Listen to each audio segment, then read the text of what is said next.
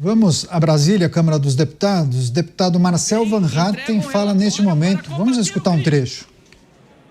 Para colocar em presídio de segurança máxima, sem visita íntima, sem auxílio reclusão, Sargento Faur. E aí o que o PT faz? Decide orientar contra o projeto. Contra o projeto, porque ele está endurecendo o combate à criminalidade. Mas é o óbvio, ainda mais com o líder que tem o PT, que deveria estar cumprindo pena na cadeia por corrupção e lavagem de dinheiro e hoje está na presidência da República. Pois bem, senhor presidente, estamos inclusive vendo um relator empenhado numa série de melhorias, praticamente acabar com a audiência de custódia, que é um horror. Encaminhamos também uma emenda para o relator para equiparar a progressão de regime àquela dos crimes hediondos. E aqui quero agradecer ao deputado Alberto Fraga, que acolheu a nossa emenda do Partido Novo para deixar em 80% o mínimo de tempo para quem comete crime hediondo na cadeia. Para mim tinha que ser 100%, e nós pedimos ao relator Capitão Derrite para colocar também para os líderes de facção, líderes do crime organizado. E finalmente, senhor presidente, uma coisa que não dá para admitir: quem é cidadão, trabalhador, pagador de impostos em dia, honesto, vê que bandido tem o mesmo peso na urna, vota como se fosse um cidadão livre. Nós encaminhamos uma emenda para que preso provisório não tenha mais direito a voto no Brasil, deputado Osmar Terra. Eu acho que isso é o mínimo, afinal de contas ele está cumprindo pena, recluso da sociedade. Ele não pode estar ajudando a definir os rumos da nação. Pedimos inclusive ao capitão Derrite que permita que nós votemos o destaque, porque nós queremos ver os votos de cada um aqui, para ver quem tem compromisso com o cidadão honesto trabalhador e quem acha que bandido também deve votar. Muito obrigado, senhor presidente. Aí as falas de Marcel Van Hatten do Novo. Rápida parada para você que nos acompanha pela rede.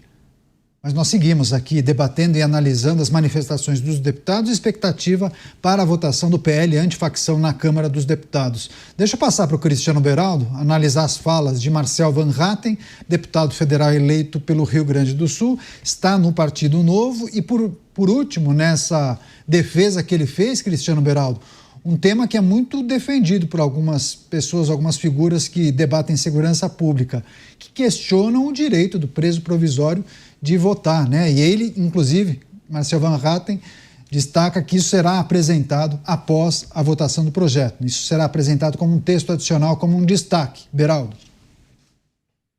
Olha, Caniato, eu sou totalmente favorável à suspensão do direito de voto daquelas pessoas que estão encarceradas, que estão condenadas, da mesma forma que sou favorável à suspensão do direito a voto das pessoas que recebem benefício de programa social do governo.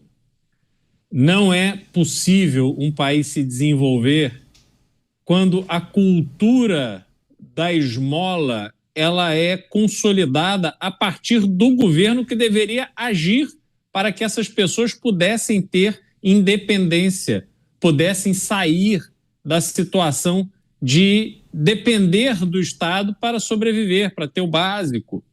Essas pessoas vão se acomodando numa dinâmica em que o chequinho chega todo mês e elas vão ali fazendo um bico aqui, outro acolá, quando necessário, para complementar a renda, para custear algum luxo, algum outro tipo de desejo de consumo, mas não tem uma carreira, não busca uma profissão, abandonam os estudos porque não vêem necessidade nisso e vivem uma vida absolutamente medíocre. A mediocridade é uma chaga, a mediocridade é um problema gravíssimo. A mediocridade da população segura o desenvolvimento do país.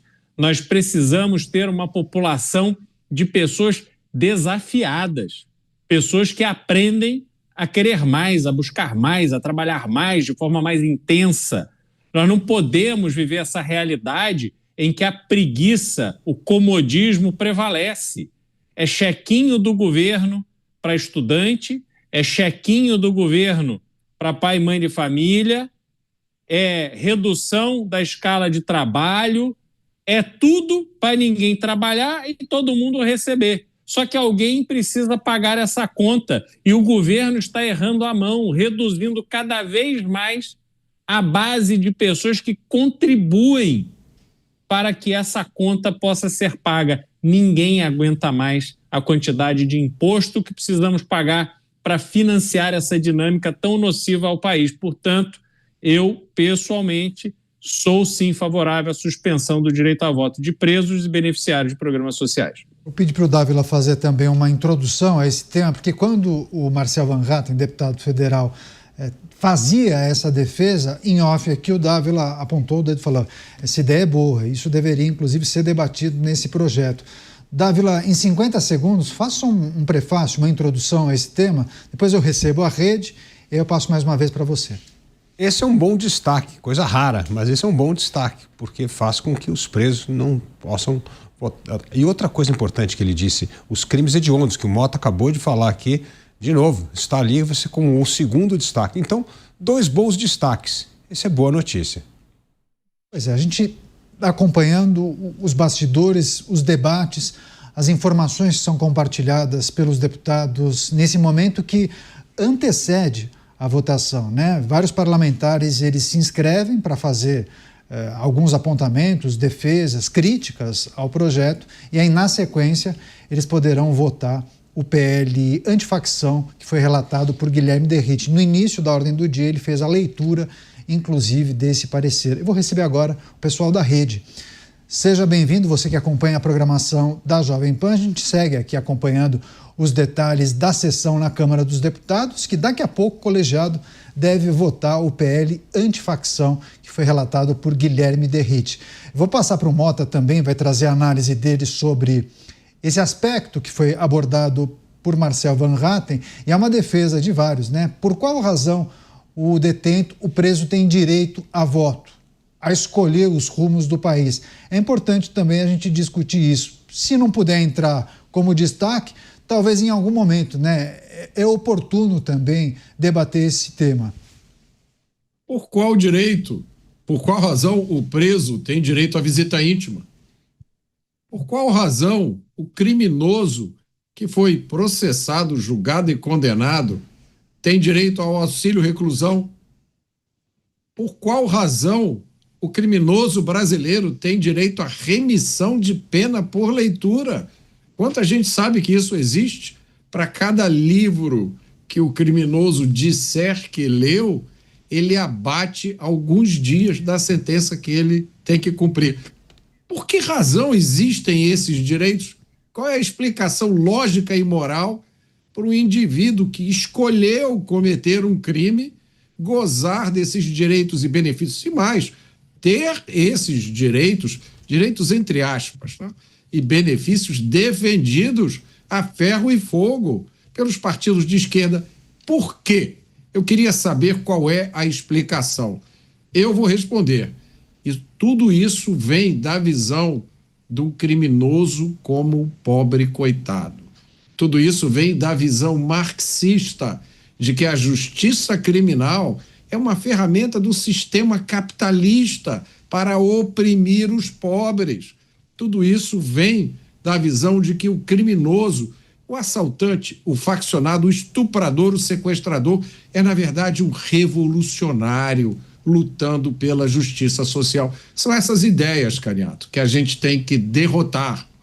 E eu confesso, eu fiquei emocionado quando eu vi o discurso do deputado Marcel Van Hatten, porque ele está usando o tom correto.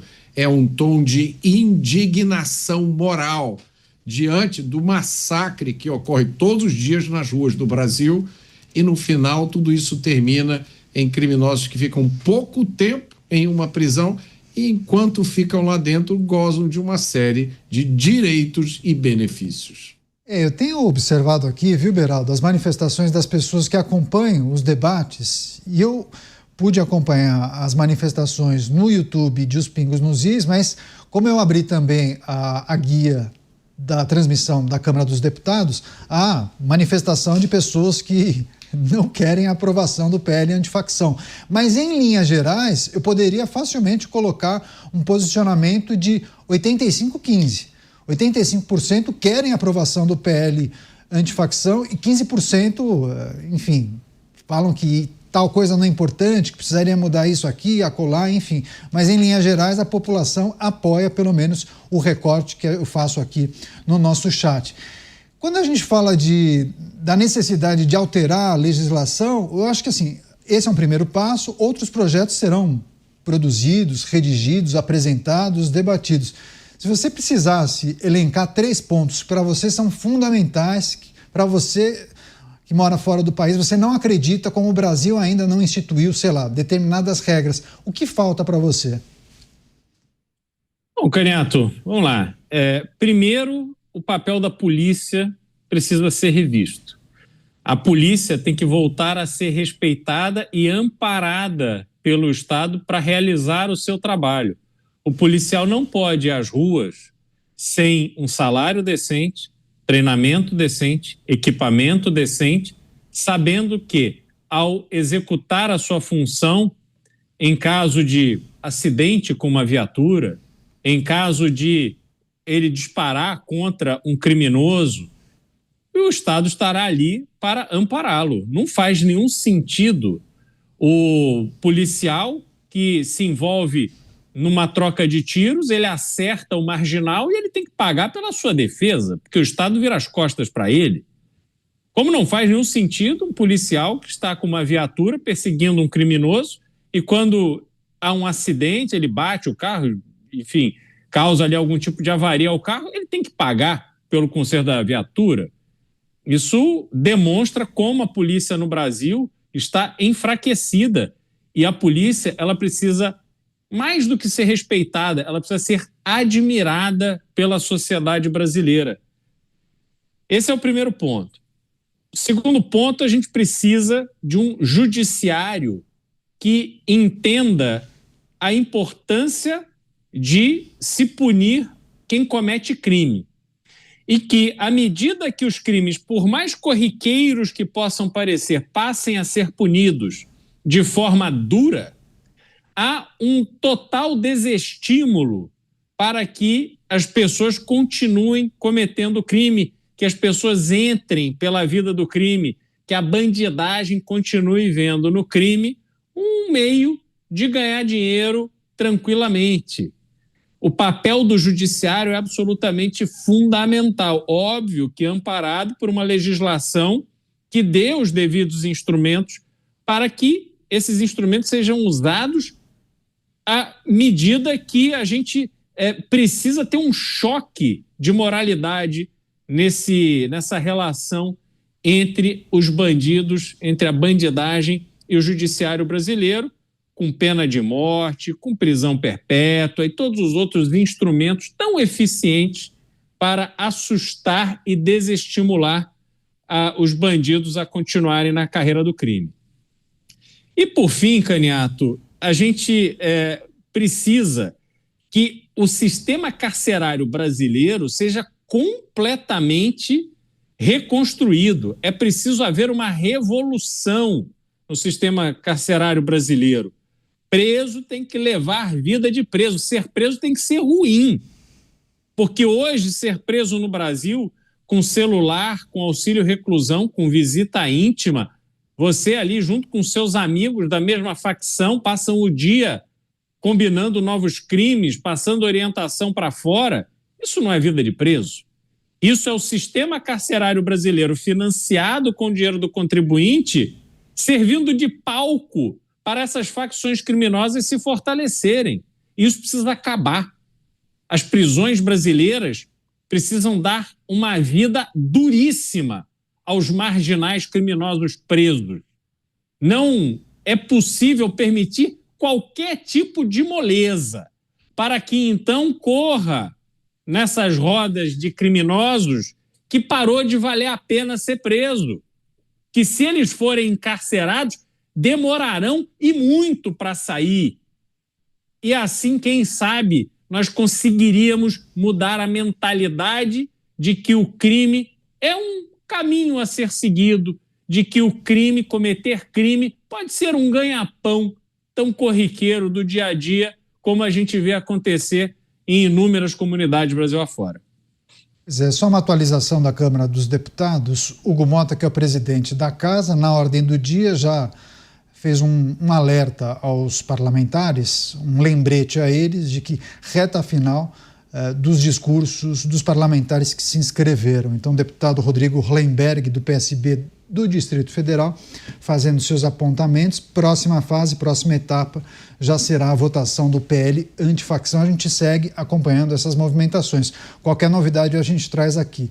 Dávila, queria também que você trouxesse algum ponto importante, alguma coisa que falta, que provavelmente será debatido ou apresentado dentro de um projeto nos próximos anos. Você que tem uma experiência, estudou fora, morou fora, enfim, queria que você trouxesse essa experiência. O que é fundamental que seja implementado no Brasil? Bom, primeiro que as penas sejam efetivamente cumpridas. Esse é um ponto. Segundo, que a justiça não demore tanto para julgar casos. Isso é outra coisa que gera impunidade. Terceiro, aumentar a elucidação dos crimes. Hoje no Brasil nós temos uma baixíssima taxa de elucidação de crimes e nós precisamos elucidar os crimes, porque isso também ajuda a fazer com que a pena seja cumprida. Então eu complementaria as medidas bem mencionadas pelo Beraldo com essas 3 outras pontos fundamentais e acabar com essa história de 1/6 de cumprimento de pena. Você tem que cumprir pena integral, não tem que cumprir 1/6 da pena. Então, eu entendo, endurecimento de pena, esclarecimento dos crimes, elucidação dos crimes e combate duro ao crime organizado, me parecem coisas importantes, e acabar com esse prende e solta da justiça. Eu acho que essas medidas ajudariam bastante a fazer valer o que está na lei. O que nós queremos apenas é penas duras e fazer valer o que está na lei. É isso que é preciso, e não aquilo que está na cabeça de um juiz ou que está na cabeça de algum político. A lei tem que ser cumprida. Ao meu ver, parece uma coisa simples, mas difícil hoje no Brasil de acontecer. Atualização de Brasília, a Câmara dos Deputados iniciou a votação do PL antifacção. Então, qualquer novidade a gente traz aqui, a manifestação dos líderes partidários. Quem fala é Alberto Fraga. Nesse momento, vamos escutá-lo. O PT reclamava com relação a que a Polícia Federal estava perdendo não sei o quê, perdendo dinheiro. Tudo balela. Tudo balela. Agora, tem uma coisa que eu realmente peço ao relator. O fundo, o dinheiro não pode ir só para a Polícia Federal. Tem que ir para o Estado, porque quem vive com o pires na mão são as polícias militares e polícias civis. E a gente chama a Polícia Federal de primo rico.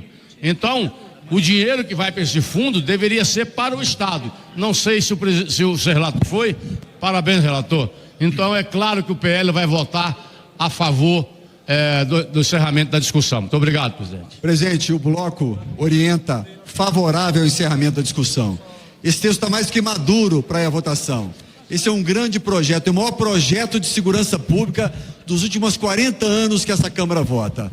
E aqueles que estão trabalhando contra o projeto por uma questão política ideológica... São as últimas ponderações dos parlamentares, é o momento que antecede a votação propriamente. Teve uma questão de ordem, e aí o Alberto Fraga, o deputado federal, pediu a palavra e fez o apontamento, uma observação sobre o que tinha dito o parlamentar do PT. E agora sim eles vão iniciar o processo de votação, a gente continua acompanhando. Deixa eu só passar para o nosso Mota, não o Hugo Mota, o nosso Mota, que é o Roberto Mota, vai trazer também um apontamento sobre o que para você, Mota, é fundamental e que certamente nos próximos anos nós iremos acompanhar os debates, algo que vai ser incluído em algum projeto, enfim, o que para você é fundamental que seja tratado quando a gente destaca a necessidade de enfrentar o crime organizado e reforçar a segurança pública. Eu divido a tarefa do Brasil em 3 partes. A primeira é a reforma da legislação penal, e da qual esse projeto antifacção faz parte. Ainda há muita coisa a ser feita. A segunda parte é retomar o controle dos presídios. A maioria do sistema prisional do Brasil hoje está na mão das facções. O Rio de Janeiro inaugurou esse método de separar os criminosos de acordo com a facção. Então o sujeito é preso, perguntam para ele: a que facção você pertence, meu filho? E aí mandam ele para o presídio dominado por aquela facção. A terceira missão é reestruturar a nossa polícia, melhorar a eficiência do trabalho policial, equipar a polícia da forma adequada. Esse último trabalho é um trabalho que tem que ser feito sob a direção de policiais, orientado por quem conhece o trabalho policial, e não por burocratas sentados em um gabinete com ar-condicionado, que nunca pegaram uma pistola na vida, que nunca fizeram uma prisão, mas acham que têm o poder de decidir como a polícia deve trabalhar. Então são essas três coisas: reforma da legislação penal, retomada do controle dos presídios e reestruturação das polícias. Olha só, nós falávamos há pouco sobre a manifestação do deputado Marcel Van Hatten, ele que no final de sua fala questionou o direito que os presos têm de votar. E aí tem uma mensagem importante para eu compartilhar aqui com a nossa audiência. José Fernando Soares da Silva. Engraçado, porque quando eu servi o serviço militar, eu e os demais recrutas tivemos de entregar o título de eleitor, pois éramos proibidos de votar. Esse documento só era devolvido quando dessemos baixa. Vamos a Brasília? Os deputados discutem uma questão de ordem antes de votarem propriamente o PL antifacção. Vamos escutar o que esse parlamentar diz neste momento. Ia trazer um projeto aqui para defender o cidadão de bem. Isso é impossível. Ele traz projeto aqui para beneficiar criminosos. Isso é patente, a vida toda deles é essa. Porque lá no presídio, quando eles ganharam, houve baderna, aplauso e houve festa. Pelo Brasil e pelo cidadão de bem, sim.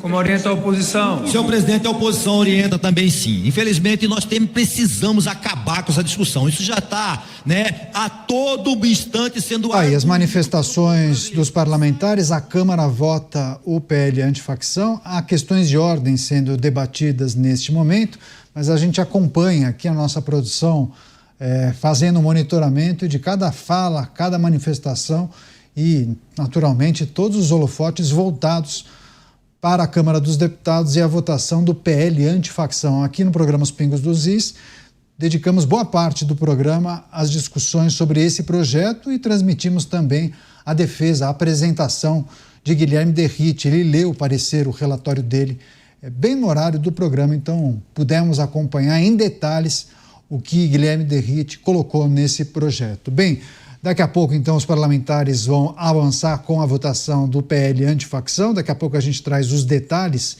vamos acompanhar, se der, o resultado, mas talvez não dê tempo. Mas eu acho que talvez a gente consiga acompanhar boa parte. E aí, os parlamentares fazem observações sobre questões de ordem. Dávila, esse é um momento muito particular, da atividade legislativa, porque assim como tem advogado que se dedica em uma audiência a fazer a peça, redigir, estudar as questões que envolvem aquela ação, tem um advogado que vai só para a audiência, que é chamado de advogado audiencista. E essa questão que envolve a Câmara dos Deputados, a votação de um projeto importante, é uma questão muito particular, porque muitas vezes o parlamentar precisa ir para a briga, precisa falar, precisa pedir a palavra. O que é importante em uma discussão sobre um projeto que pode mudar os rumos da segurança pública do Brasil, Dávila? Tem dois pontos importantes. Primeiro é a discussão do mérito do projeto, e a outra é o posicionamento político eleitoral, é falando para a sua audiência, para os seus militantes, para os seus eleitores. Então sempre tem a mistura das duas coisas. Tem a mistura da discussão do teor do projeto e tem a discussão política. O que nós estamos assistindo agora, pelo menos nesses últimos depoimentos, é a discussão política, que não tem nada a ver com o teor do projeto. Pois é, olha só, agora Hugo Mota encaminhando a votação do PL antifacção, as orientações para as bancadas, naturalmente as lideranças vão orientar os deputados dos seus partidos, a gente segue acompanhando.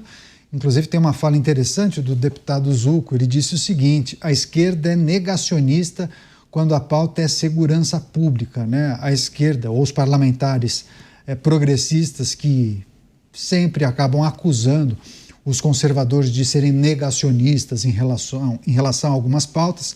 Dessa vez, deputado Zucco dizendo que a esquerda é negacionista quando o assunto é segurança pública.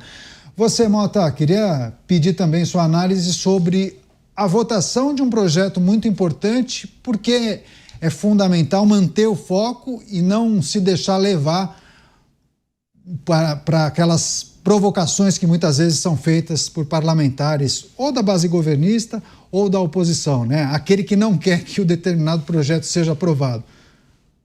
É preciso evitar isso, essas táticas de procrastinação, mas eu acho que esse é o momento de dizer umas verdades que a esquerda precisa encarar.